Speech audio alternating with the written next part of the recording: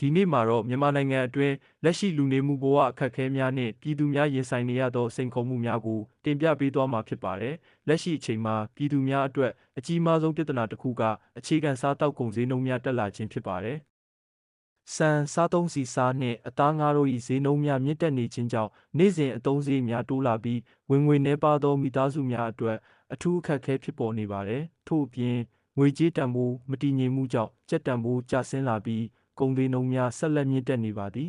။ယင်းသည်ပြည်သူများ၏ဝယ်ယူနိုင်စွမ်းကိုလျော့နည်းစေပြီးနေ့စဉ်ဘဝတွင်စီးပွားရေးဖိအားများတိုးလာစေပါသည်။အလုပ်ကိုင်ဘက်တွင်လည်းအခက်အခဲများဆက်လက်ရှိနေပြီးလုပ်ငန်းများမတည်ငြိမ်မှုကြောင့်အလုပ်ကိုင်ခွင့်လန်းများလျော့နည်းလာပါသည်။လူငယ်အများစုသည်ပြည်တွင်းအလုပ်ကိုင်မလုံလောက်မှုကြောင့်ပြည်ပသို့ထွက်ခွာရန်ကြိုးပမ်းနေကြပါသည်။ထို့အပြင်လျှက်စစ်မီးမလုံလောက်မှုသည်လည်းလူနေမှုဘဝအပေါ်အကျိုးသက်ရောက်မှုကြီးမားနေပါသည်။မီးပြတ်ခြင်းများကြောင့်စီးပွားရေးလုပ်ငန်းများအဆင်မပြေသလိုလူထု၏နေ့စဉ်ဘဝတွင်လည်းအခက်အခဲများဖြစ်ပေါ်နေပါသည်။လုံခြုံရေးအခြေအနေမတည်ငြိမ်မှုများကြောင့်တချို့ဒေသများတွင်လူများအိမ်နေရစွန့်ခွာရခြင်းစီးပွားရေးလုပ်ငန်းများရပ်တန့်ရခြင်းတို့လည်းဖြစ်ပေါ်နေပါသည်။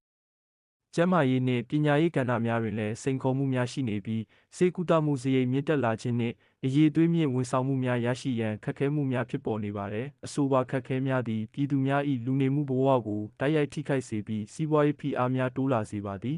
။သို့တော်လည်းလူမှုအတိုင်းအဝိုင်းအတွင်းအချင်းချင်းကူညီပံ့ပိုးမှုများနှင့်အခွင့်အလမ်းသစ်များကိုရှာဖွေရန်ကြိုးပမ်းမှုများကိုလည်းတွေ့မြင်နိုင်ပါသည်။အဆုံးသတ်အနေနဲ့ပြောရမယ်ဆိုရင်လက်ရှိမြန်မာနိုင်ငံတွင်လူနေမှုဘဝအခက်အခဲများများပြားနေတော်လဲပြည်သူများသည့်အခက်အခဲများကိုရင်ဆိုင်ဖြတ်ကျော်ရန်ဆက်လက်ကြိုးပမ်းနေကြဆဲဖြစ်ပါတယ်။ဆက်လက်ပြီးမြန်မာနိုင်ငံအတွင်းလက်ရှိဖြစ်ပေါ်နေတဲ့လူလိမ်လည်မှုများနှင့်ခိုးယူမှုများတိုးလာနေတဲ့အခြေအနေကိုတင်ပြပေးသွားမှာဖြစ်ပါတယ်။လက်ရှိအချိန်မှာစီးပွားရေးအခက်အခဲများနှင့်အလုပ်ကိုင်ရှားပါးမှုများကြောင့်လူလိမ်လည်မှုများခိုးယူမှုများနှင့်လမ်းဘေးခပတ်နှောက်မှုများတိုးလာနေကြောင်းသတင်းများတွင်တွေ့ရှိရပါတယ်။အထူးသဖြင့်မြို့ပြဒေသများတွင်လူများစုနေရာများဘတ်စကားများနှင့်ဈေးဝယ်နေရာများတွင်ဂရုမစိုက်မိသောအချိန်များကိုအသုံးချကာခပတ်နှုတ်ခြင်းများဖြစ်ပေါ်နေပါသည်။ထို့အပြင်အွန်လိုင်းမှတဆင့်လိမ်လည်မှုများလည်းတိုးလာနေပြီးအလုပ်ကိုင်ကောင်းပေးမည်ဟုလိမ်လည်ခြင်းငွေလွှဲရန်တောင်းဆိုခြင်းနှင့်လူမှုကွန်ရက်များမှတဆင့်အယုံကြည်ရယူကာလိမ်လည်မှုများပြုလုပ်နေကြပါသည်။